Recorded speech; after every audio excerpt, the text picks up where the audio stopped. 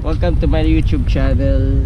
Kung hindi ka pa nakasubscribe at bago ka sa channel ko, please subscribe, share mo sa friends mo. And ayan, dito tayo sa Neapolitan. Kakatapos lang ng bike demo 2019. So medyo last pag kakatesting ng ride sa kanong Sabado, padjak ako halfway. And ngayon bike check natin yung bike ko, which is my second bike. This is Loop Elite 26er. Ano siya, hindi siya legit na look. Ito yung gawa ni Vision daw, sabi ni stand13bike.com. So ang components niya 9-speed Altus Alivio mix. Altus ang RD shifter, then 9-speed naman series 1136 cogs. Alivio na crankset and FD.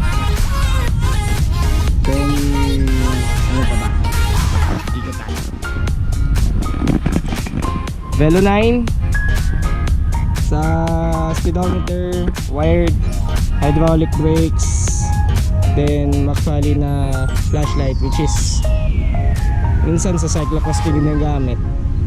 Then so weapon shield na 27.5. Ngayon wala na siya sa market. Ang counterpart niya daw as per weapon is Wayman U28 daw, which is halos hindi rin sila nagkakalayo ng price. Tapos SRAM na rotors yung hindi legit kasi mahirap lang tayo. Then Ragusa hubs, medyo tunog mayaman. Altus RD. Then Moso M5 na fork. Headset is max zone. Weight na stem and handlebar. Not sure sa haba ng handlebars, pero mahaba siya. Tapos Comet na taillight. Then Cepal Magnum, medyo matagal na tong water bottle na to. Bigay pa sa akin to ng pinsan ko, shout out Raymond Ibardolasa from Aklan. Cepal na bottle cage. Then ngayon dahil hindi ko trip mag flat ped, mag cleats ang nakalagay dyan, usually is M505 na Shimano. Ngayon ay non-series na galing sa built bike na binigay lang din sa akin. So overall magaan siya. Tapos may cat eye belt pala. So ano tayo, sound check ng hubs.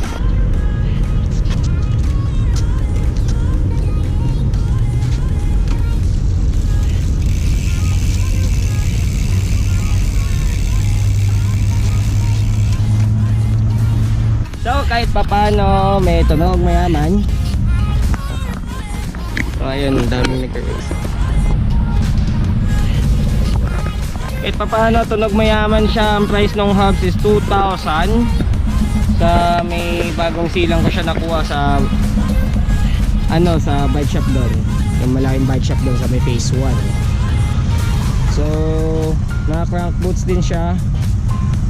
And naka Presta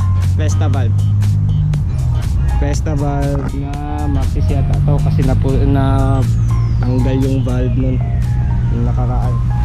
So I hope you like this video. Click like, comment and subscribe. Share mo sa friends mo ulit. And kita-kits sa susunod na bike check video at sa mga kung ano mang pupuntahan natin. So kita-kits mga katuhod. Ride safe sa lahat.